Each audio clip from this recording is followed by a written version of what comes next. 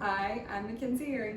I am the Executive Assistant at the Appalachian Women's Museum, and I wanted to tell you guys a little bit about our garden project this year in 2020. So in December of 2019, we started thinking about having a garden this year. So COVID-19 was not on our radar at all, but we were already thinking about cleaning up the front yard and just having kind of a live exhibit. And our main concern was we actually wanted to get the children involved. So we were thinking about planting pumpkins and corn and kind of having some pumpkins that the kids could paint on later here in October.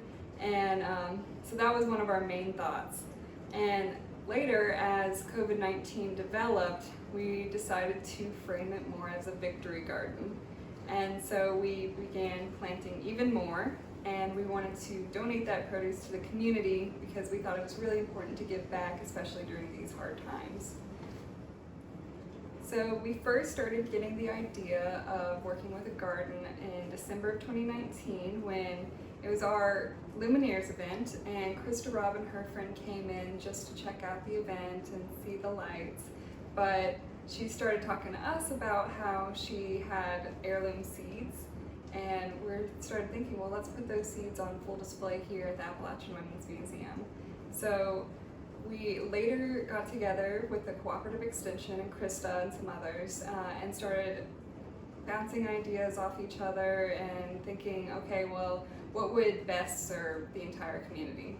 So we decided to we wanted to get children involved, so we talked to 4-H, and this was all pre-COVID, so that was really not even on our radar. So that was the original idea of the garden, was to get children involved in planting and weeding, just give them something else to do. And we also wanted to grow some pumpkins so that when October rolled around, they could all paint pumpkins on the porch. Unfortunately, COVID threw a wrench into all of that, but we adapted and we decided, okay, well, let's go with more of a victory style garden and really give back to the community with this produce. And that's kind of where the garden has ended up today. So we donate all of our produce to local community food banks. So originally, as far as the volunteers go, it was just me and Krista working on the garden. So we really wanted more hands involved because it was a lot for just the two of us. So we started posting on social media, and we put a little clip in the paper about the garden and our need for plants. So we really did want some plants like tomatoes donated and squash donated, and we were met with a bunch of tomatoes and squash from donators, and we were really happy about that. But even better than that, some of them actually came back and wanted to volunteer their time as well. So it went from the two of us to a solid 5 women just all over the garden, and things started really picking up, and everything was in place now, and we just started having to do routine maintenance instead of the entire thing all by ourselves. So we were really, really happy to have some volunteers. That just made all the difference. I wanted to give a big shout out to them. So thank you very much for that. It was interesting because I asked them where they actually found us and wanted to hear more about us, and they said they all found us through the newspaper. So that was a really interesting takeaway.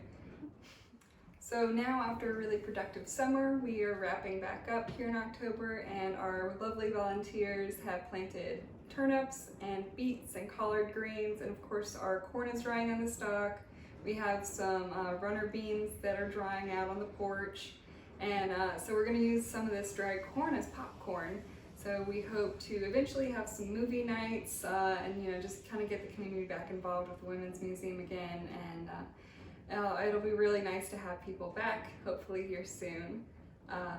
And so I think all that's really left this year to do is wrap all that up and start planning out for next year.